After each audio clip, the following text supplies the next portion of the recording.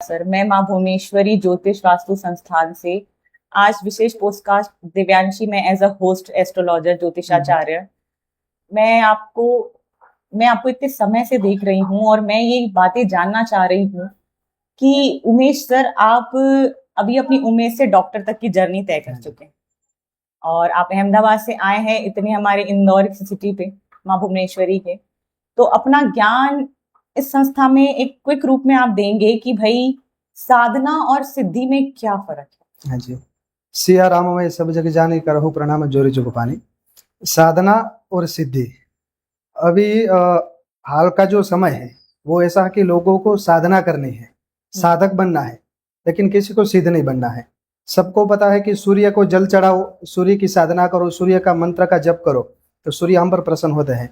लेकिन उन्हीं लोग को पता है कि सूर्य पिता का कारक है, पिता को मान सम्मान दो, पिता की आज्ञा का पालन करो तो भी सूर्य हमारे ऊपर प्रसन्न होता है। लेकिन वो किसी को सिद्ध नहीं बनना है, सभी को साधना करनी है। इसके हिसाब से जब हम देखने जाए सामान्य रूप से तो साधक से अच्छा सिद्ध है।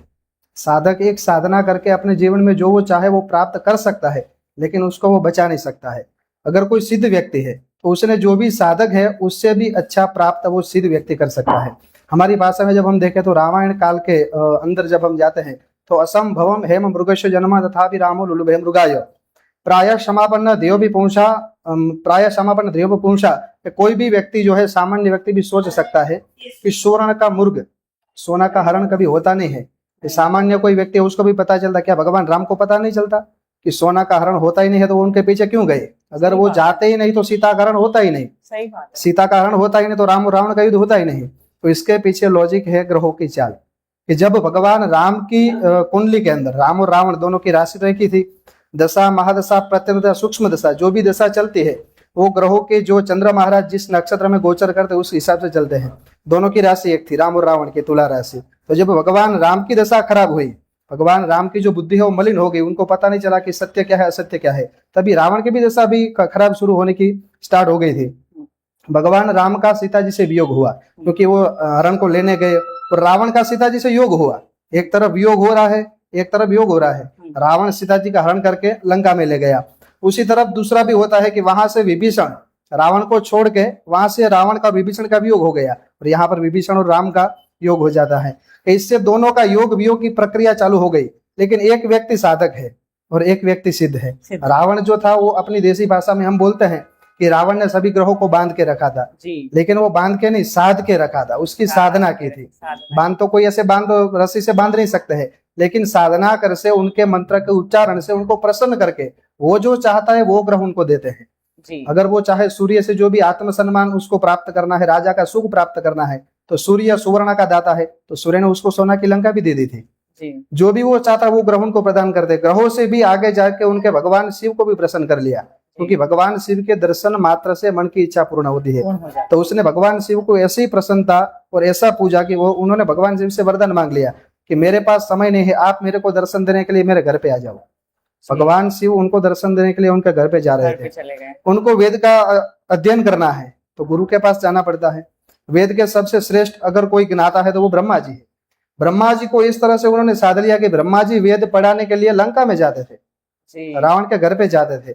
एक तरफ से जब हम देखें, विचार कुछ करें सूक्ष्म दृष्टि से, तो रावण ने ग्रहों के साथ सभी देवताओं भगवान को भी साध लिया था, क्योंकि जो वायु के देव है पवन देव, ऐसा कहते हैं लौकिक भाषा में कि पवन देव वहां पर झाड़ू लगाते थे।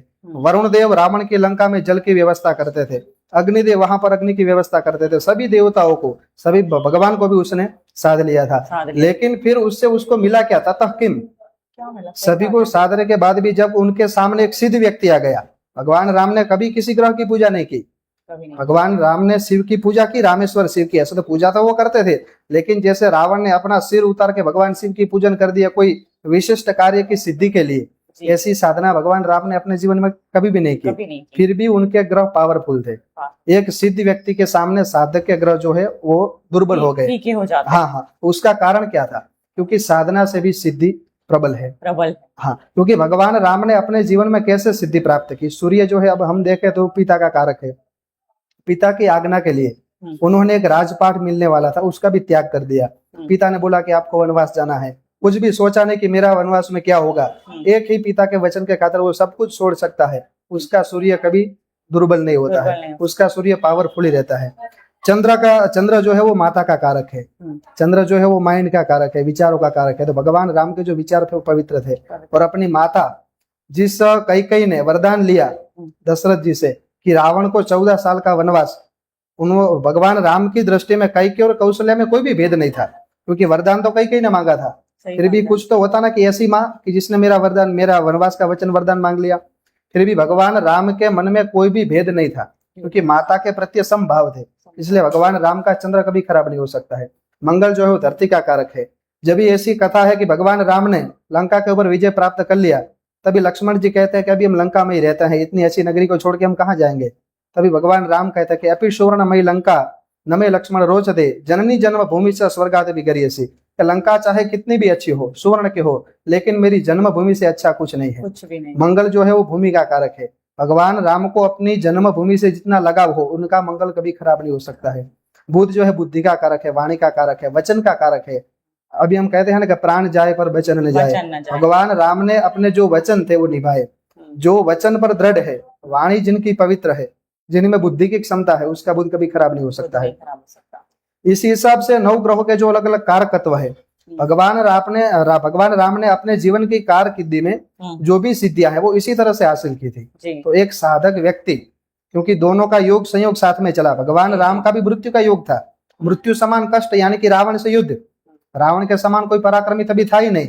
अगर भगवान राम में दिव्य शक्ति नहीं होती तो भगवान राम का वहीं पर मृत्यु ही था। मृत्यु का योग भगवान राम का भी आया और रावण का भी आया, लेकिन जीता कौन? भगवान राम, क्योंकि भगवान राम सिद्ध थे।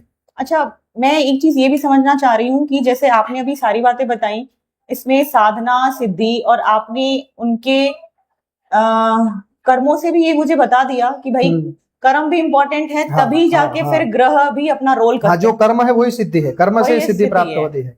तो वहां पे आपने ये बता दिया कि प्लैनेट्स भी काफी इम्पोर्टेंट रोल प्ले कर रहे हैं। वो प्लैनेट्स के रेमेडीज भी उसमें इम्पोर्टेंट रोल कर रहे हैं।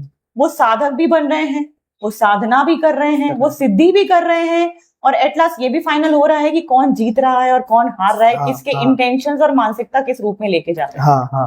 वो दोनों का मृत्यु का योग आता है। एक तरफ साधक, रावण ने पूरे जीवन में साधना किस लिए की? मृत्यु के ऊपर विजय प्राप्त करने के लिए। जो भी वहां पर वो जहां भी जाए युद्ध करता है उसको विजय प्राप्त करने के लिए। लेकिन जब उनके सामने एक सिद्ध व्यक्ति आता है, वो कितना भी पराक्रमी है, फिर भी राम के सामने वो टिक नहीं पाया, क्योंकि एक सिद्ध व्यक्ति जो है अपने जीवन में, जिसने ग्रहों के अधीन, क्योंकि ग्रह जो है, ग्रह राज्यम प्रयच्छन्ति ग्रह राज्यम भरन्ति च ग्रहेषु व्यापितम सर्वम त्रैलोक्यम सचराचरम। ग्रहों के अधीन सब कुछ चलता है, लेकिन हम जब अपने अधीन, सिद्धियों के अधीन चलते हैं, जो भी हमारे धर्म शास्त्र में बताया है कि गुरु की आज्ञा का पालन करें तो कभी हमारा गुरु जो है वो विकृत नहीं होता है। जो स्त्री का हम मान सम्मान करें, जो भी हमारे पास संपत्ति है उसका हम सदुपयोग करें तो शुक्र हमारा कभी दुर्बल नहीं होता है। तो भगवान राम ने अपने जीवन के अंदर एक एक ग्रह को वर्णित कर लिया था, जिससे रावण भी उनके सामने हार चुका। एक सबसे पराक्रमी व्यक्ति जो साधक था वो भी उनकी शरणागति में आ गया। यही कारण है एक साधक और सिद्धि में इसका फर्क है। अच्छा, और भी जैसे अभी के लोग ये जानना चाहेंगे कि कुंडली से वो क्या है कि एक इंसान के अंदर राम और रावण दोनों, आज की डेट में राम और रावण दोनों, फिर भी वो कैसे समझ पाएगा कि मैं अपनी कुंडली से, या कोई थोड़ी बहुत प्लेनेट की पोजीशंस हो गई या कुछ प्लेनेट्स हो गए एक शॉर्ट ब्रीफ में, क्विक में, कि वो कैसे एक अच्छा, या तो वो साधना कर रहा है या तो साधक या सिद्ध पुरुष बन पाए, क्योंकि हैं तो दोनों उसके अंदर। अब वो यही बात पे कंफ्यूज होगा कि मैं साधना सही कर रहा हूँ या मैं सिद्ध पुरुष ही हूँ। तो क्या उसमें प्लैनेट्स थोड़ा बहुत हेल्प कर सकते हैं कि भाई कर्म तो है ही है प्ले रोल पे, पर फिर भी कुंडली चार्ट देख के कहीं कुछ ग्रह या कुछ ऐसे सूत्र जो इंसान को इस पे गाइड कर पाए? प्लैनेट जो है वो कोई हमको ग्रहों का जो प्लैनेट, जैसे गुरु है, सूर्य है, वो भी अपने हिसाब से फल नहीं देंगे। वो तो एक कुंडली में दिखाते हैं कि आपने ऐसा किया है तो आपको ऐसा मिलने वाला है। उसकी उपासना से कोई फर्क पड़ने वाला नहीं है। लेकिन साधना इसलिए जरूरी है कि हमारे जो कर्म हमने कर दिए हैं, हमने कहीं से मैंने लोन ले ली है और मैंने उसका EMI नहीं भरा है, तो क्या होगा? दूसरी लोन मेरे को मिलने वाली नहीं है। अगर जब मैं ये पुरानी वाली लोन जब मैं उसको दे देता हूँ, जब मैं उसमें से क्लियर हो जाता हूँ, तभी आगे जाके मेरे को दूसरी लोन मिलती है। ग्रहों का जो भी कोई ग्रह अशुभ है या तो अशुभ फल दे रहा है, चाहे कोई भी ग्रह, उसका जो कारकत्व है, किसी व्यक्ति ने पिता का मान सम्मान नहीं किया है तो उसका सूर्य जो है वो गलत स्थान में होगा, उसको अशुभ ही फल देगा। तो आगे जाके वो अपने पिता का सम्मान करता है, अपने पिता का जो भी आज्ञा का पालन करता है और सूर्य की उपासना भी साथ में करता है तो ग्रह भी उसको फल देंगे और उसका जो कर्म है वो भी धीरे धीरे अच्छा होने लगेगा। अच्छा होने लगे, सही बात है। तो मैं फिर भी ये जानना चाहूंगी कि ये तो आपने साधना और सिद्धि की बात कर दी, फिर भी प्लेनेट से कोई अगर अपने इष्ट को पूजना चाहे तो वो कैसे कर सकता है? हाँ, कोई भी ग्रह जो है वो ऐसे सोचो कि कोई व्यक्ति का राजयोग होता है, किसी का मृत्यु का योग होता है, किसी का विदेश का योग होता है, वो कुंडली के अंदर वो जब उसका जन्म होता है तब स्थित हो जाता है कि इसको कौन से साल में कैसे योग इसके बन रहे हैं, हाँ, इसके अभ्यास के योग कैसे हैं, इसके विदेश जाने के योग, विदेश के लाभ से योग कैसे हैं, विवाह के योग कैसे हैं। फिर भी वो योग में कोई फर्क पड़ने वाला नहीं है, वो समय पर वो जो होना है वो होकर ही रहता है। लेकिन अगर ग्रहों की उपासना के साथ अगर इष्ट की उपासना है तो अगर हम बोलते हैं कि आपकी कुंडली में अकस्मात का योग है तो अकस्मात होने वाला बड़ा है, लेकिन अगर आपने ग्रहों की उपासना की और साथ में आपके इष्ट की उपासना है तो अकस्मात तो होगा ही, लेकिन ऐसी जगह पे होगा कि आपको तात्कालिक सारवार भी मिल जाए और आपको शरीर में चोट भी कम लगे, मतलब सांप भी मर जाए, लाठी भी ना टूटे। क्योंकि अगर कोई दूर रण में चला, रेगिस्तान में चला जाए, राजस्थान गया है तो आसपास में कहीं अस्पताल है ही नहीं, उसको चोट कम ही आई है लेकिन खून निकल रहा है। नहीं, अभी के टाइम पे लोगों के अंदर मिथ ये तो बैठ तो गया ही है कि भाई हम कुंडली दिखा रहे हैं, जब खुद ही पंडित ये कह रहा है या एस्ट्रोलॉजर कह रहा है जब घटित होना ही है तो हम इसके पास क्यों जाए। तो उसी को ही आप एक छोटे से क्विक में बताइए कि भाई कि अगर ये वो उपाय करते हैं या इस तरीके की वो चीजें करते हैं या ग्रहों के मंत्रों का जाप करते हैं या इष्ट की इस तरह से विधिवत पूजा करते हैं तो ऑफकोर्स उनके साथ वो चीज घटना हो रही है, लेकिन ऐसे घटित होगी कि जैसे मानो उन्हें पता ही नहीं चलेगा।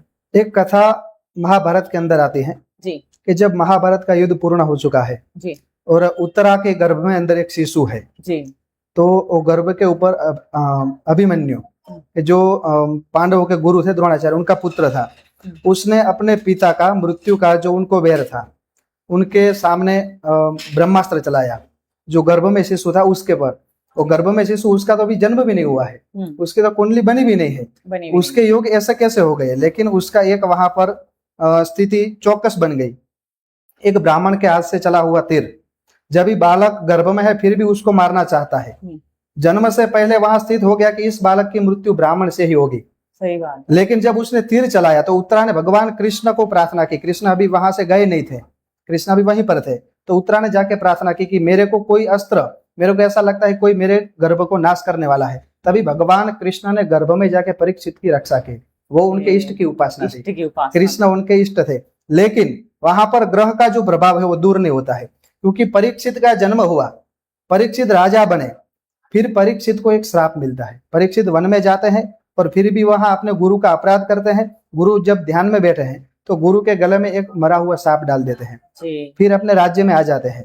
और वो बात वो जो ब्राह्मण थे, सन्यासी थे, उनके पुत्र को पता चला कि मेरे पिताजी का अपमान कोई राजा ने किया, तो वो पुत्र तभी कौशिकी नदी में स्नान कर रहा था, तो उसने वहां से हाथ में जल लेके श्राप दे दिया कि जिस राजा ने ऐसा कर्म किया उसका 7वें दिन तक्षक नाम का नाग आके उसको करड़ेगा और फिर उसकी मृत्यु हो जाएगी दंश से।